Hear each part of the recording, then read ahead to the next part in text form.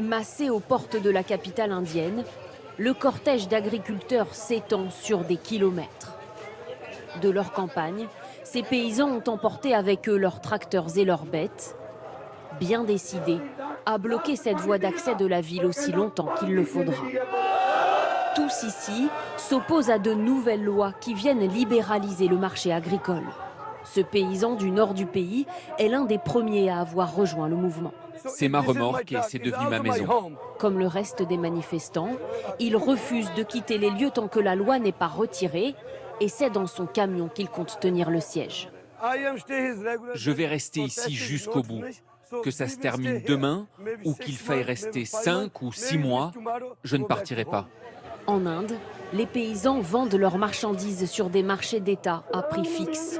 Avec les nouvelles réformes, ils pourront désormais aussi proposer leurs denrées à des entreprises privées.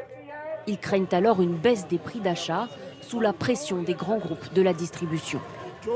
Nous, les agriculteurs du nord du pays, on vend déjà notre production à des prix bas. On n'est pas payé comme on le devrait. Et quand les grands groupes de distribution arriveront, ils fixeront eux-mêmes leurs prix. Et nous, les paysans, on souffrira encore plus. Face à la colère paysanne, le gouvernement indien refuse de faire marche arrière et assure que ces réformes n'entraîneront pas de chute des prix. Si les agriculteurs trouvent des acheteurs qui se fournissent directement dans leurs champs, qui s'occupent du transport, de la logistique et qui leur offrent un meilleur prix, est-ce qu'ils auraient tort de leur vendre leurs récoltes ?